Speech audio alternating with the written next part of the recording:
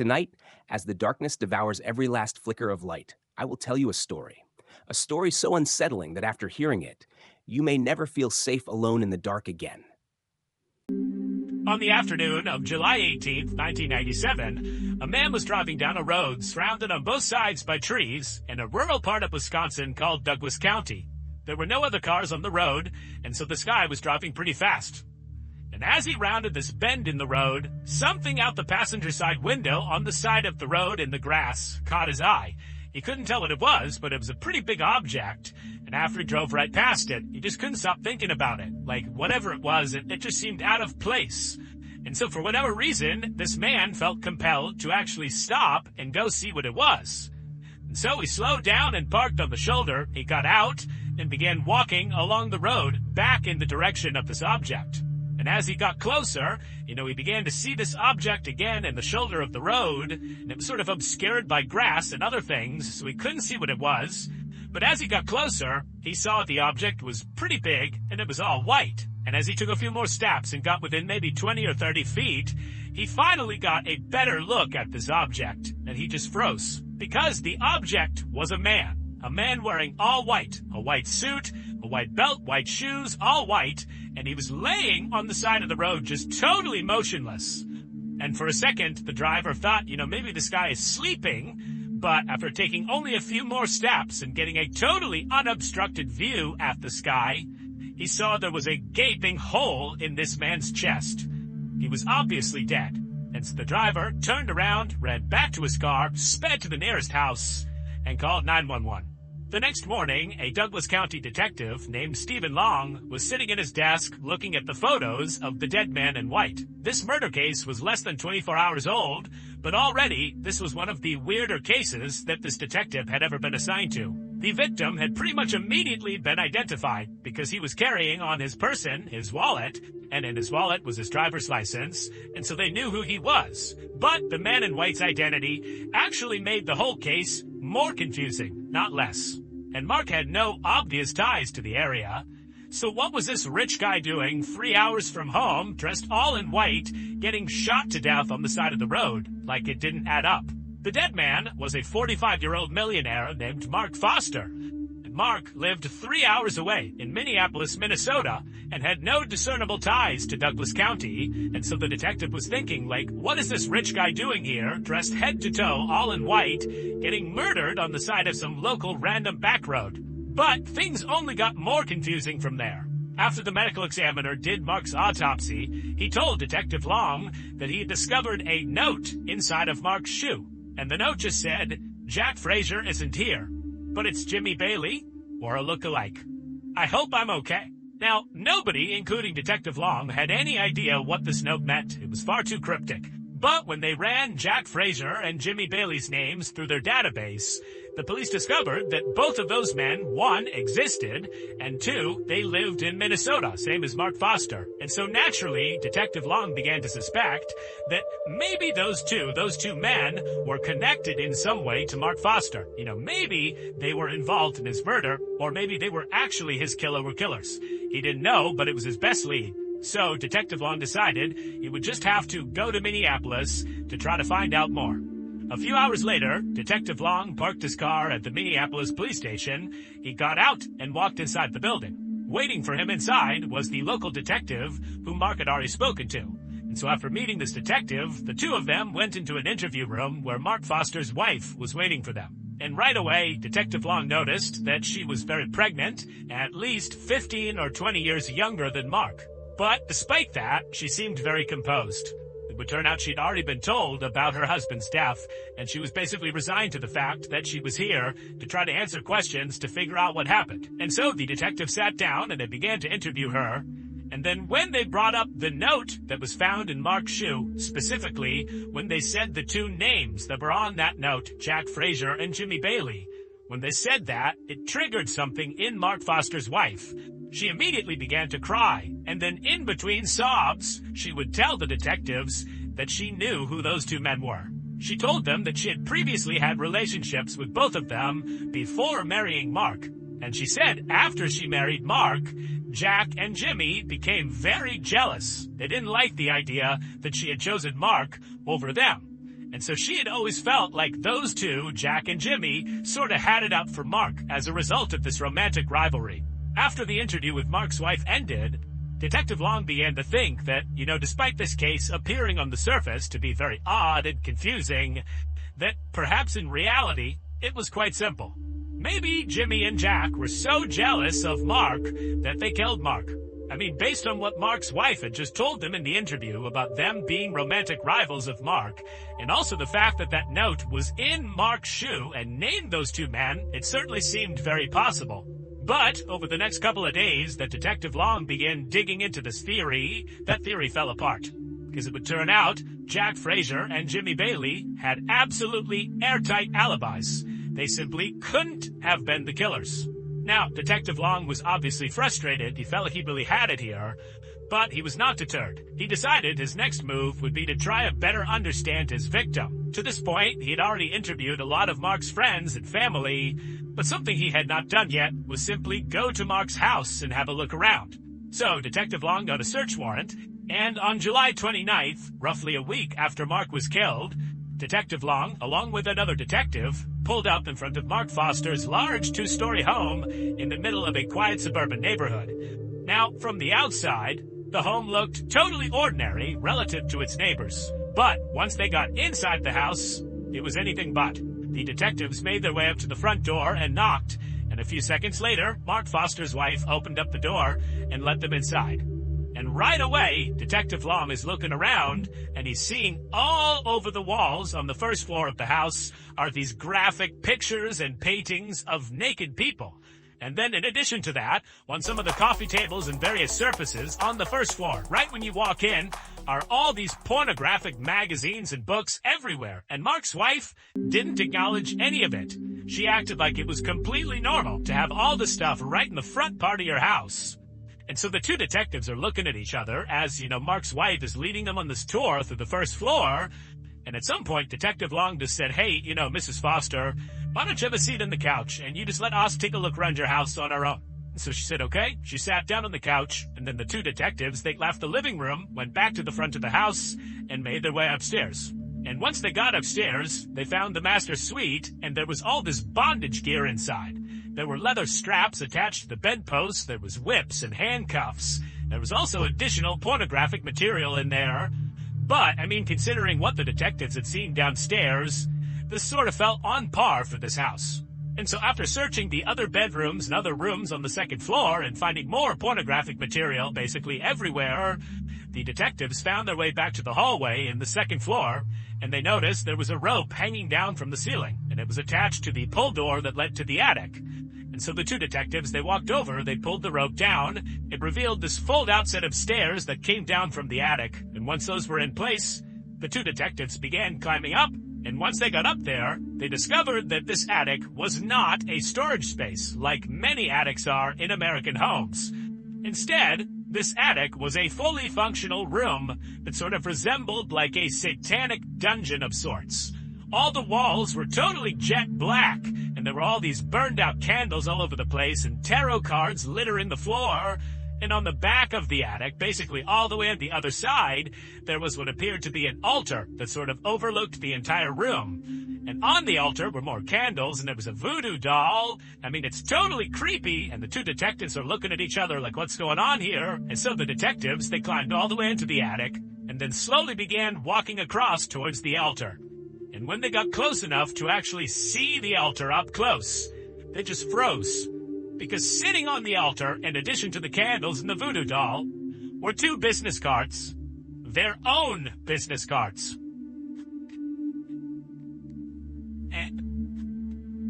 Hey, it's Mr. Ballin here, and I am so excited to tell you all about a brand new podcast from Ballin Studios called Redacted, Declassified Mysteries, hosted by the incredible Luke LaManna. From covert government experiments to bizarre assassination attempts, Redacted dives deep into the astonishing true stories of uncovered secrets, lies, and deception within the world's most powerful institutions. Governments and military services around the globe have always cloaked themselves in secrecy. But history shows that when you try too hard to hide something, it only makes people more curious. Luke and his team have spent months researching these totally true and thoroughly twisted tales, guaranteed to keep you on the edge of your seat. Stories like the mind-bending truth behind Operation Paperclip, where former Nazi scientists were smuggled into America to advance U.S. technology and intelligence during the Cold War. Or the shocking story of Charles Manson and the CIA, revealing how a notorious cult leader might have been entangled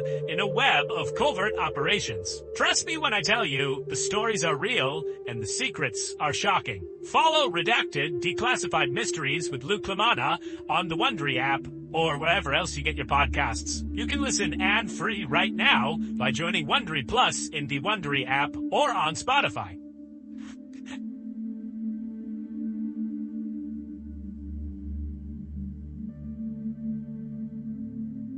Detective Long and his partner immediately went downstairs and confronted Mark's wife about the attic. Like, what's going on up there? Why are our business cards on your altar? But Mark's wife, the second that attic was mentioned, went silent. She refused to speak about anything to do with the attic. And so after a minute, realizing this conversation was going nowhere, Detective Long and his partner called for backup. And as they waited for backup, the two of them stepped away from Mark's wife and began speculating, like, is this a cult? Was Mark a part of a cult that, ran it out of his attic? Like, what's going on here? And are we being targeted by the cult? Is that why our names are on the altar? A few minutes later, backup arrived, and they would do a much more extensive search of the property. But other than finding more pornographic materials and, bondage gear, there really wasn't anything else substantive that connected Mark or his wife to what happened to Mark, or what Mark was even doing in this house. Was he in a cult? They didn't know. And so ultimately, Detective Long and his partner told Mark's wife, who still is being quiet at this point, that she should not leave town because they were going to follow up with her soon. Now, in fairness, Detective Long couldn't tell if Mark's wife was being silent and not talking about what was going on in her house because, she was complicit in some way in what happened to Mark, or if she was maybe being threatened by somebody and she was afraid to talk. They didn't know. But either way, after leaving the property after the search was over, Detective Long and his partner felt like their next move was to try to learn more about cults. They needed a cult expert, and it just so happened there was an occult bookstore very close to Mark's house, and so they decided they would start there. And right away, their decision to go to that bookstore paid dividends, but not how the detectives expected. It would turn out the owner of that bookstore was indeed a cult expert. But much more importantly, and relevant to this case, was that the owner happened to personally know Mark Foster.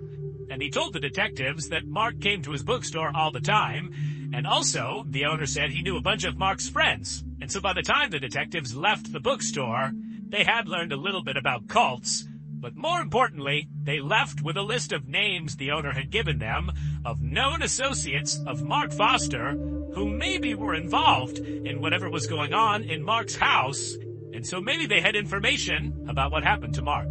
The detectives were able to track down everybody on this list very quickly, and they were all young people in their 20s.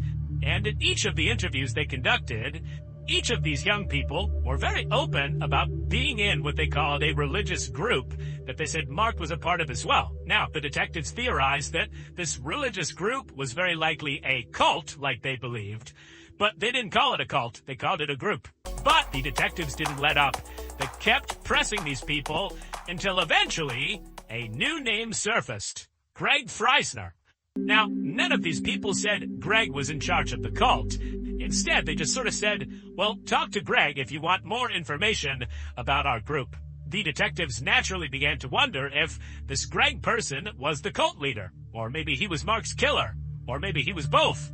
But regardless, it seemed pretty apparent that they needed to talk to Greg because he might have more information about what happened to Mark. It took a few days, but the detectives were able to track Greg down, and they brought him in for an interview. And boy, oh boy, did Greg have a story to tell. Based on what Greg told the detectives, here is what happened to Mark on the day that he died, on July 18th, 1997. On that day, Greg Freisner met Mark Foster at Mark's home. And when Mark came outside, he was dressed head to toe in white, something he would do for special ceremonies. And so Mark, he came down the steps, didn't say a word to Greg. They went to Greg's car. Greg hopped in the driver's seat, and Mark climbed into the back seat. Before long, they took off and began driving northeast. And for hours, these two just drove in total silence. Mark just stared out the window and Greg focused on driving.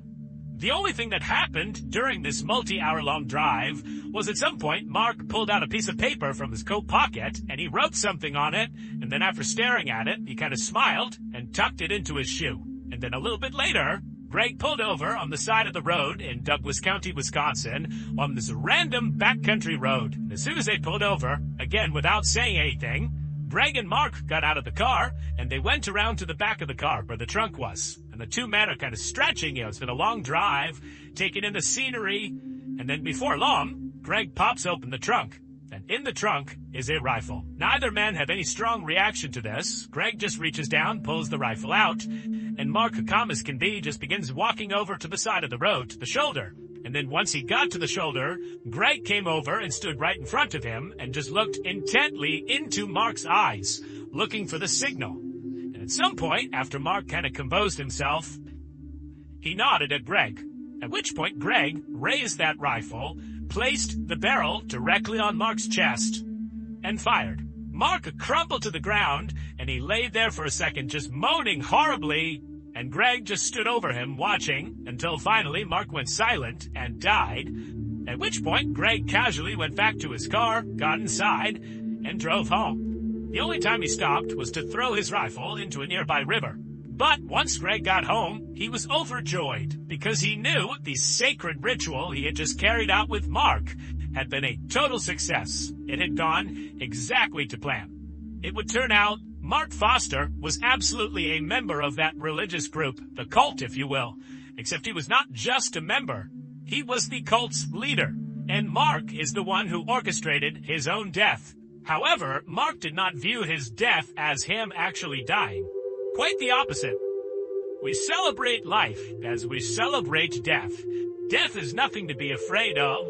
Death is a great crossroads, a change in attitude, a change in longitude, a change in the way that we perceive our spirit. When we reach that portal, they'll ring some golden dams.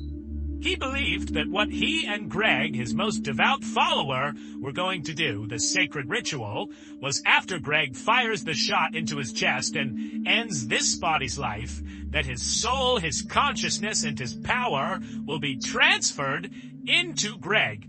Basically, his soul will go into Greg. And Mark believed once this transfer happened, that basically he would be immortal, that his soul would never die. It would stay in Greg and then maybe at some point get transferred to somebody else, but basically he would be here forever.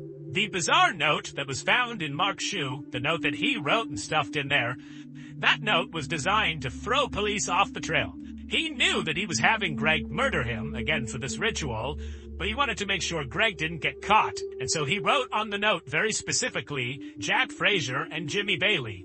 Those two people he hated. He hated that they had been in past relationships with his wife, and they hated him, and so he figured if he was gonna create a scapegoat for his murder, who better than his romantic rivals? They had nothing to do with it. He just named them in that cryptic note to get them in trouble. As for all the pornography and bondage gear that was found inside of Mark's home, well, that all played a role in Mark's cult as well. He was a firm believer that the more sex he had with his followers, often multiple followers at the same time, the more powerful he would become. As for the detective's business cards found on the altar up in the attic, those were very likely placed there by followers of Mark, so members of the cult, in an effort to potentially, thwart their efforts to solve the case. They might have believed that by placing those on there and performing various rituals, that somehow would prevent them from solving the case. We don't know for sure. That's the theory around why they were there, but obviously that didn't work because the detectives solved the case. Craig Freisner would ultimately be found guilty for playing a role in Mark's death. He obviously was the trigger man, and so he was sentenced to 10 years in prison. As for Mark's wife, although she definitely knew about the cult and may have been a participant, there was never any evidence that actually connected her to Mark's murder, and so she was never charged with any crime. If you enjoyed this chilling story and want more, don't forget to like, subscribe, and turn on the notification bell because you never know what terrifying tale is coming next.